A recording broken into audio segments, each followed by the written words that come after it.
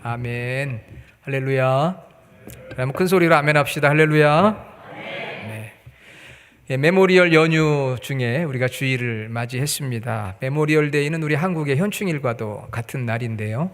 우리 미국을 지키기 위해서 처음에 남북전쟁의 희생자들을 추모하면서 이제 각종 전쟁에서 목숨을 잃은 우리 미국의 선조들을 추모하는 그런 날입니다.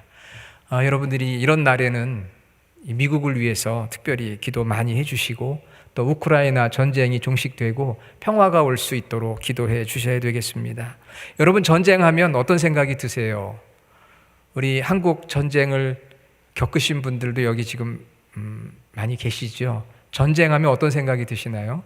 저 같은 경우는 전쟁하면 두려운 마음이 들어요. 왜냐하면 죽을 수도 있고 다칠 수도 있고 그 다음에 모든 삶의 질서가 깨지고 혼란스러우니까 전쟁하면 일단 두려운 마음이 듭니다. 여러분 어떠신가요? 전쟁하면 두려움 아니겠습니까? 지난 2년 동안 우리는 또 두려움 가운데 있었어요. 코로나 팬데믹으로 인해서 초창기에는 백신도 나오지 않고 치료제도 없어서 얼마나 여러분 코로나에 걸릴까봐 또 중증으로 갈까봐 혹시 목숨을 잃을까봐 여러분 두려워하지 않았습니까? 지금도 백신도 나오고 치료약도 나오긴 했지만 여전히 코로나가 두려운 가운데 있기도 합니다. 지난 화요일은 여러분이 너무나 잘 알지만 텍사스 초등학교에서 교내 총기 사고로 여러 사람이 목숨을 잃었습니다.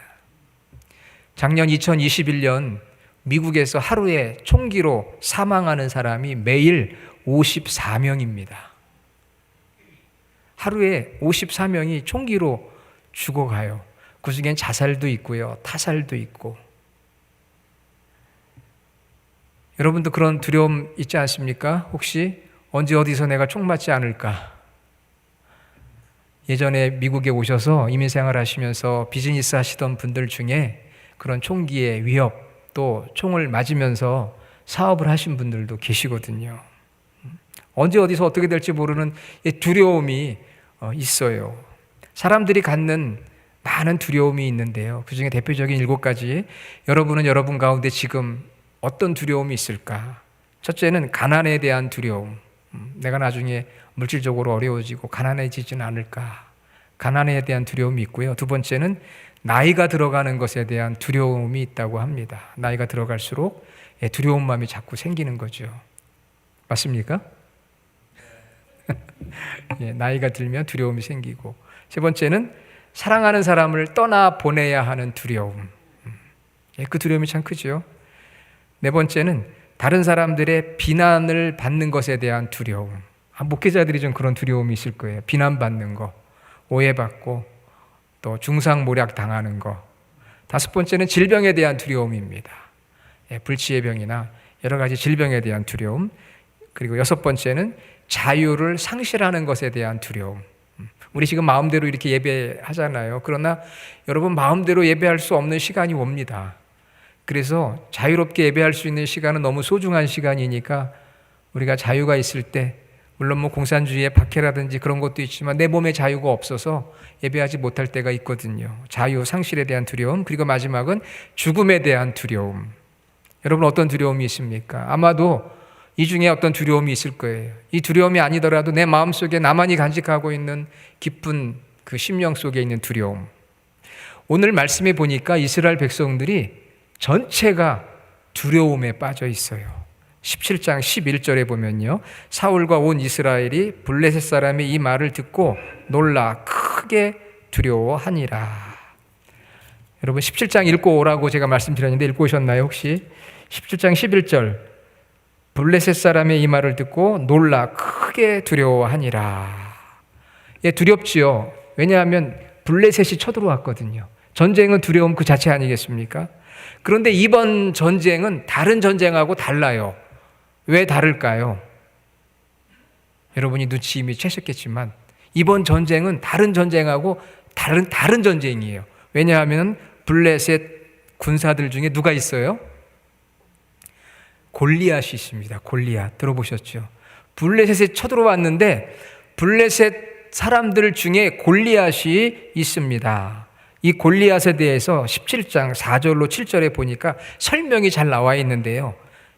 이 블레셋 수도 가드 출신의 이 골리앗은 무려 키가 6규빗 한 뼘이라고 했어요. 한 규빗은 여러분 가운데 손가락 끝부터 팔뚝까지가 한 규빗이고 보통 45cm라고 이야기를 합니다. 6규빗 한 뼘. 오늘 우리가 계산해 보면요, 이 골리앗의 키는 대략 2m 90cm 전후예요. 여러분 2m 90cm 키를 가지고 있는 사람 앞에 서면 어떤 생각이 들을까요? 여러분 간혹 우리가 마켓에 가서 정말 한국 사람 아닌 외국 사람 중에 막 키가 크고 장대한 덩치를 가지고 있는 사람이 지나가기만 해도 막 저 같은 사람은 막 위축이 되거든요.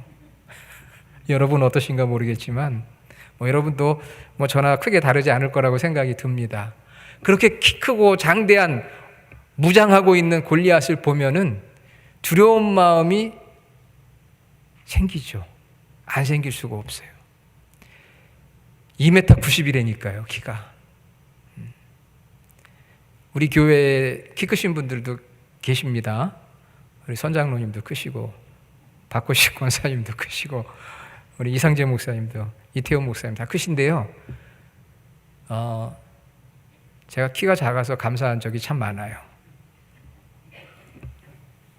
예전에 어떤 원로 권사님이 목사님이 키가 작아서 참 좋아요. 그래요. 왜요? 그랬더니 저하고 눈을 마주치며 얘기할 수 있잖아요.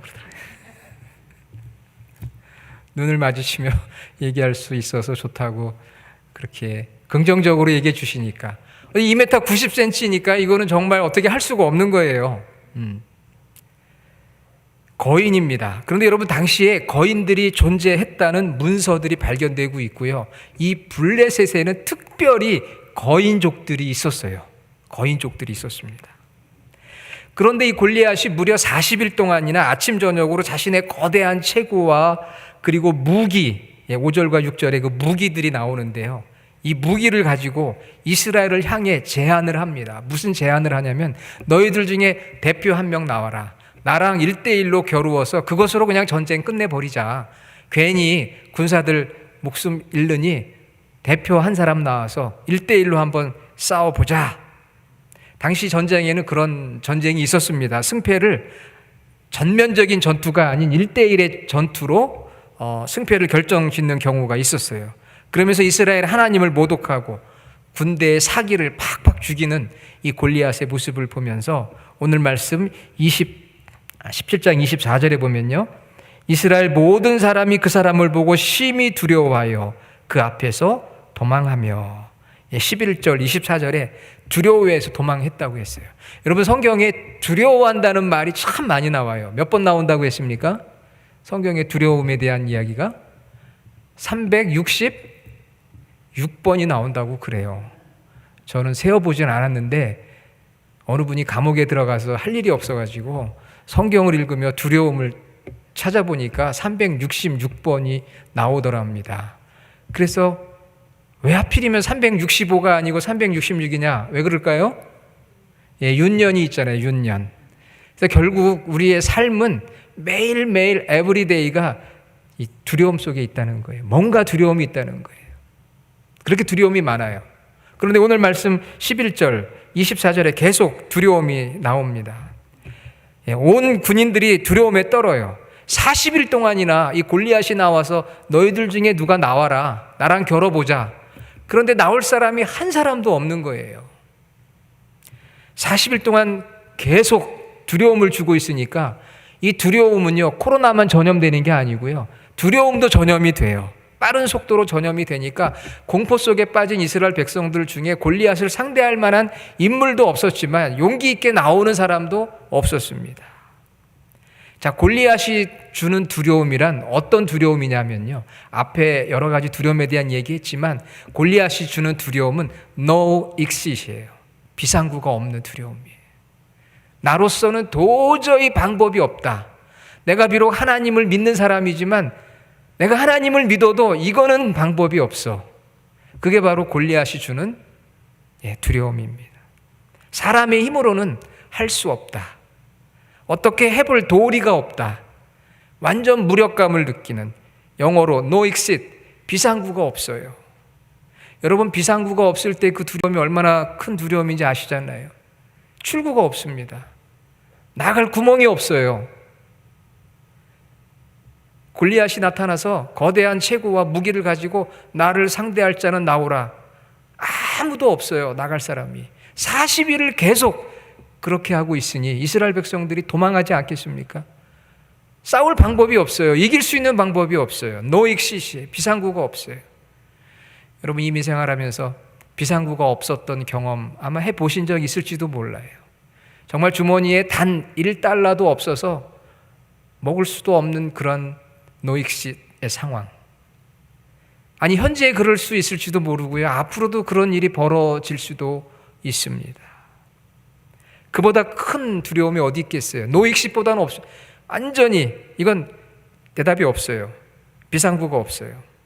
자, 이런 비상구가 없는 상황인데 하나님께서는 우리가 어떻게 반응하기를 원하실까? 우리 믿는 하나님의 자녀들이 이런 두려움에 대해서, 비상구가 없는 두려움에 대해서 하나님은 우리가 어떤 반응을 하기 원하실까요? 오늘 설교 제목입니다. 설교 노트로 들어가세요. 먼저 두 사람의 반응이 나와요. 첫째는 엘리압입니다. 엘리압은 다윗의 큰 형이에요. 다윗 가문의 장손입니다. 그런데 이 엘리압은 골리앗의 존재를 보면서 도무지 비상구가 없는 상황 속에서 완전 주눅이 들었어요. 화를 냅니다. 그리고 판단력이 흐려져요. 관계 중요하지 않습니다. 나만 살면 돼요. 나만 어떻게든 살면 된다. 이런 생각을 하는 대표적인 인물이 누구냐? 바로 엘리압입니다. 40일 동안 무역과 모욕, 무시, 위협을 당하니까, 블레셋의 실체를 감당할 수가 없으니까 이제 아버지의 심부름으로 다윗이 전쟁터에 먹을 걸 가지고 왔습니다. 그런데 형인 엘리압이, 오늘 우리가 같이 읽진 않았지만 17장 28절에 보면 큰 형 엘리압이 다윗이 사람들에게 하는 말을 들은지라 그가 다윗에게 노를 발하여 분노하고요. 네가 어찌하여 이리로 내려오느냐? 들에 있는 양들을 누구에게 맡겼느냐? 나는 내 교만과 내 마음의 완악함을 아노니 내가 전쟁을 구경하러 왔도다. 자기 사랑하는 동생이 아버지 심부름을 해서 형들의 안부를 알아오라는 심부름을 해서 그 마음을 가지고 왔거든요. 그런데 두려움이 너무 크니까 자기를 찾아온 동생을 향해서 화를 내고 또 관계를 파괴하는 심한 말을 하게 됩니다. 여러분, 두려움이 이렇게 판단력을 흐리게 해요. 이번에 우리 코로나19 팬데믹 때 많은 사람들이 판단력이 흐려졌습니다. 그래서 우리 인종차별, 아시아인들, 특히 중국 사람들, 중국 사람과 비슷하게 생긴 한국 사람들을 향해서 go back, 돌아가라. 왜요? 코로나 팬데믹 때문에. 아니, 우리가 무슨 바이러스를 전파한 것도 아니지만 그런 죽음에 대한 공포가 찾아오니까 누군가에게 원인을 돌리고 원망하고 싶고 그런 마음이 생기는 거예요. 그래서 문제를 해결할 수 없는 노 엑시스의 상황이 되면 가족들 간에도, 형과 동생의 관계 속에서도 원망합니다. 판단력이 흐려져요. 정상적인 판단을 할 수가 없고 나만 살면 되는 거예요. 다른 사람은 관계없어요. 원망하고 분노하고 차별하는 마음, 이게 바로 엘리압의 모습인 거죠.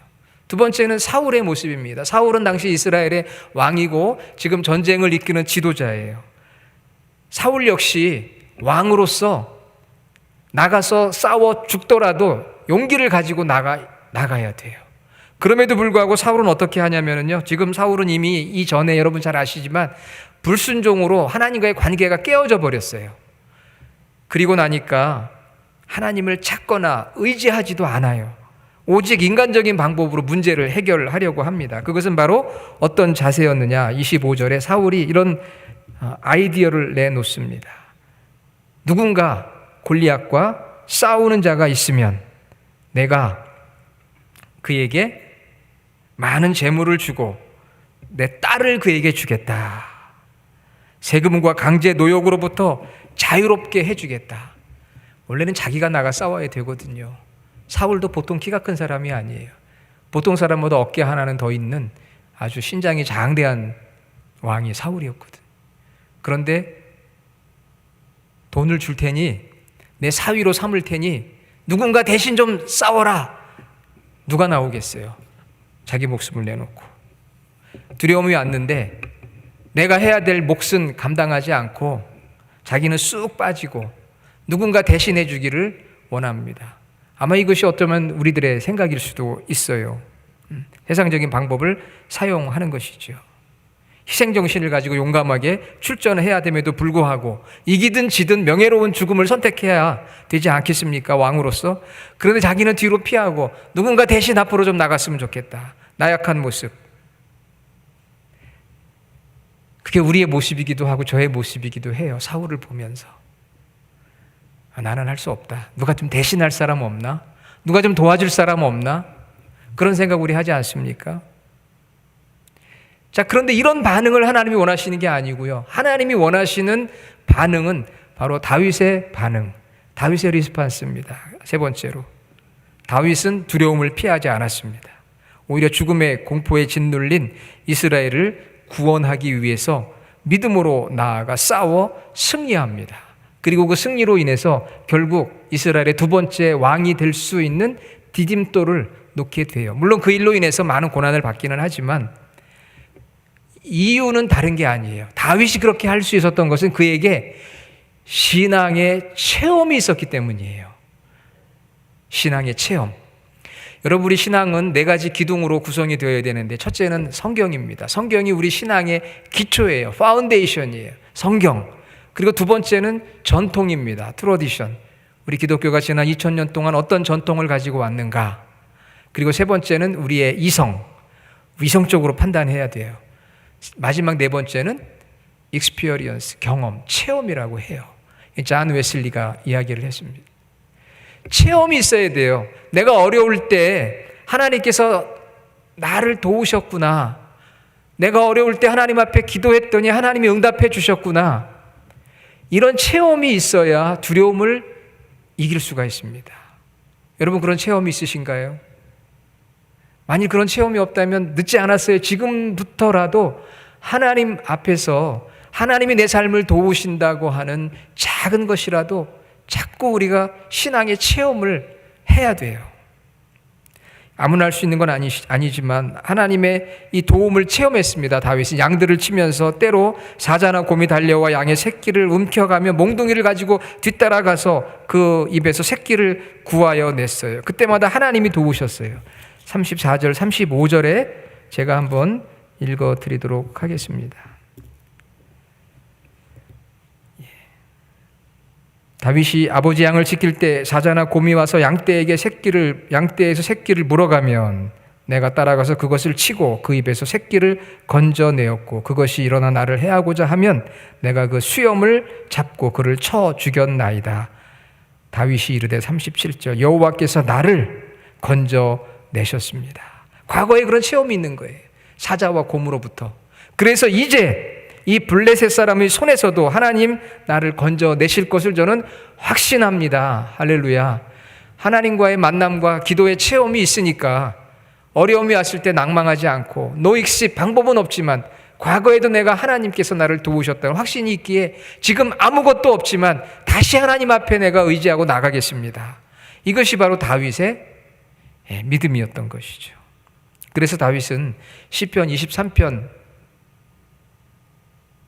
여호와는 나의 목자시니 내가 부족함이 없으리로다. 내가 사망의 음침한 골짜기로 다닐지라도 해를 두려워하지 않는 것. 그 해라고 하는 것은 이런 모든 두려움, 상함 이런 걸 말하는데 해를 두려워하지 않는 것은 주의 지팡이와 막대기가 나를 늘 안위하시나이다.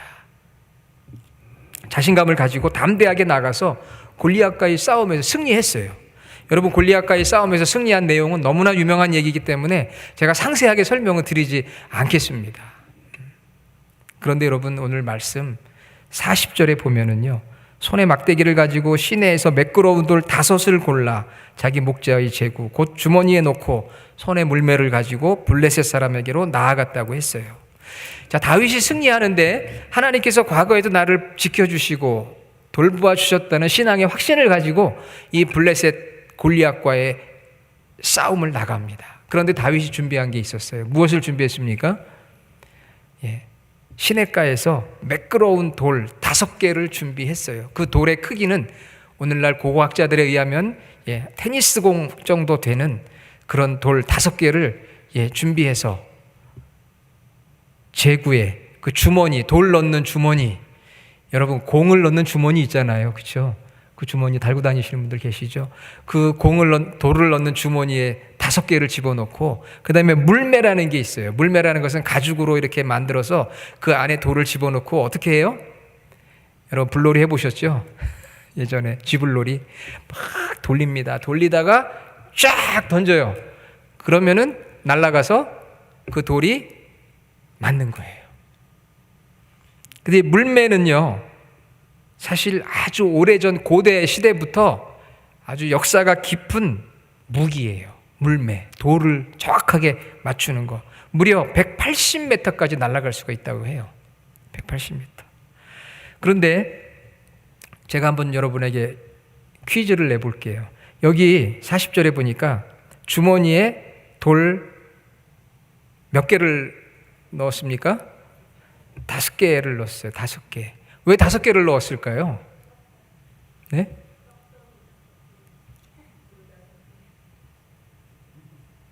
여러분 나중에 읽어보시면 알지만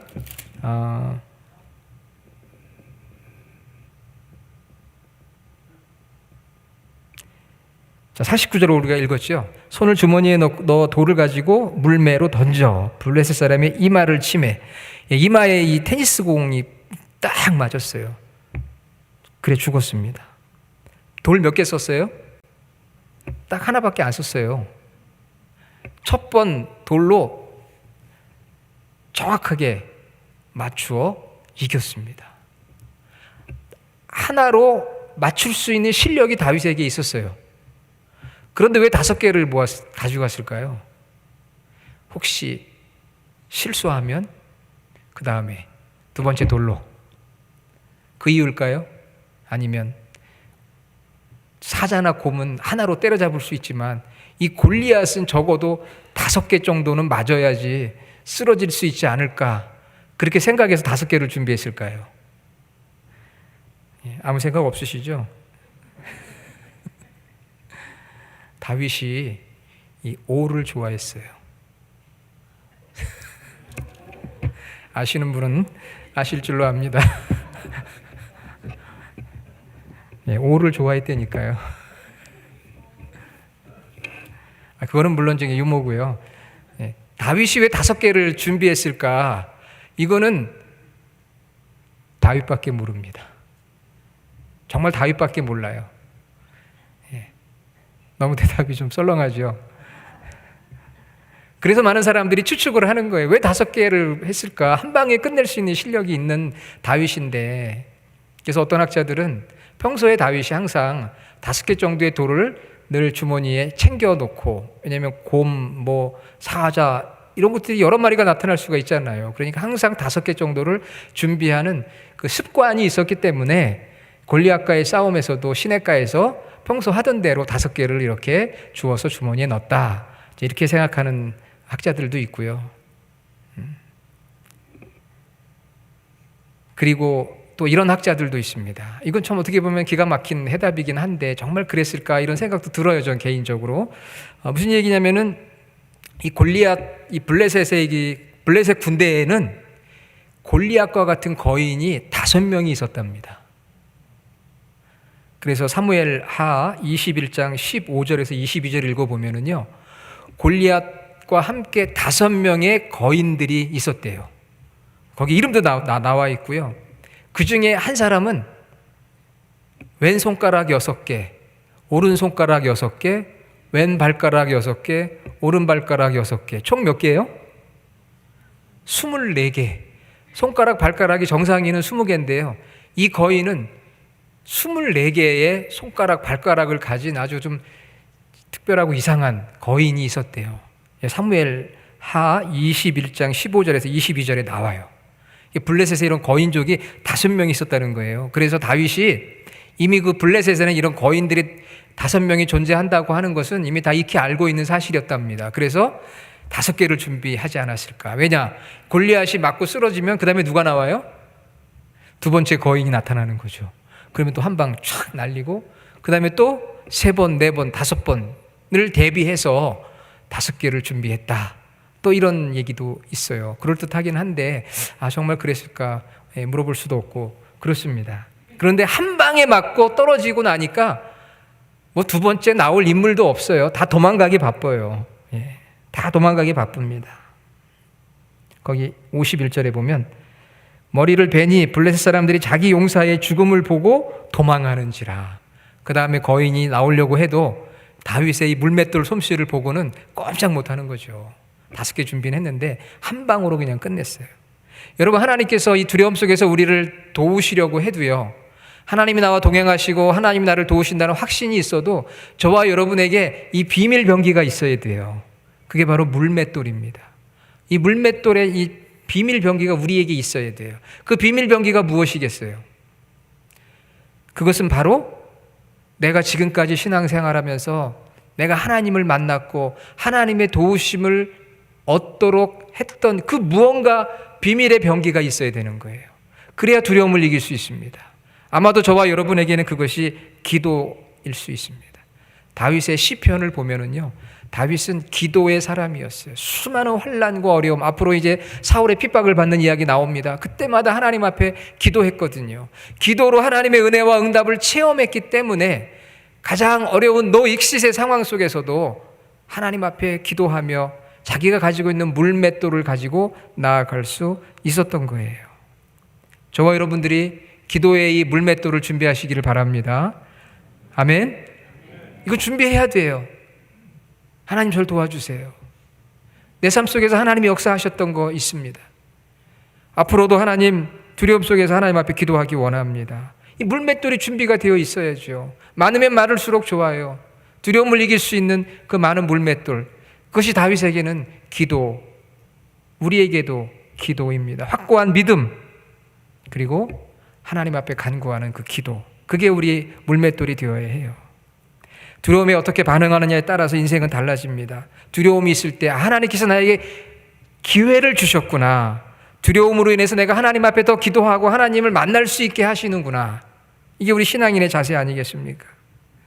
이건 하나님께서 나로 하여금 기도하라고 하시는 거구나. 그 두려움 속에서 우리는 승리의 기쁨을 맛보고요, 그 두려움을 통해서 승리하게 될 때 하나님의 이름을 높이는 삶을 살아가게 돼요. 그래서 46절에 보면 온 땅으로 이스라엘에 하나님이 계신 줄 알게 하려 함이라. 모든 사람이 두려움을 겪고 있지만 내가 그 두려움을 이길 때, 역시 믿는 사람은 다르구나, 정말 하나님 계시구나, 이러한 간증이 이루어질 수 있게 되고요, 그 두려움을 이김으로 말미암아 그는 한 단계 더 성장하는 인물이 됐어요. 그래서 이스라엘 백성들이 다윗을 이제 왕으로 생각하기 시작했습니다. 이미 기름 부음 받았지만 실제적으로 왕이 될 수 있는 발판을 마련하게 되었고, 그의 인생은 새로운 지평을 열어갑니다. 물론 고난이 있지만 다윗의 삶은 완전히 달라지는 삶이 되었어요. 두려움을 어떻게 처리하고 반응하느냐에 따라서 우리의 삶이 완전히 달라지는 성숙한 삶, 하나님이 주시는 선물을 누리는 복된 삶이 될 수 있으리라 믿습니다. 여러분, 두려움의 반대말이 뭐예요? 두려움의 반대말이 무엇이냐고 물으니까 어떤 분이 두려워하지 않는 것입니다. 왜 웃으세요? 맞잖아요. 두려움의 반대는 두려워하지 않는 거잖아요. 그렇잖아요. 그런데 다윗의 오늘 이야기를 들으면서 여러분이 분명히 기억하셔야 돼요. 두려움의 반대는 두려워하지 않는 게 아니고요, 두려움의 반대는 믿음이라는 것입니다. 두려움의 반대는 믿음이다. 내가 믿음의 기도는 역사하는 힘이 커요. 기도의 물매를 저희가 항상 준비해야 돼요. 어려울 때 이 물맷돌을 던질 수 있는, 그래서 승리할 수 있는 저와 여러분이 되기를 간절히 원합니다. 이사야 41장 10절에 두려워하지 말라, 내가 너와 함께 함이라. 놀라지 말라, 나는 내 하나님이 됨이라. 내가 너를 굳세게 하리라. 참으로 너를 도와주리라. 참으로 나의 의로운 오른손으로 너를 붙들리라. 약속의 말씀을 주셨어요.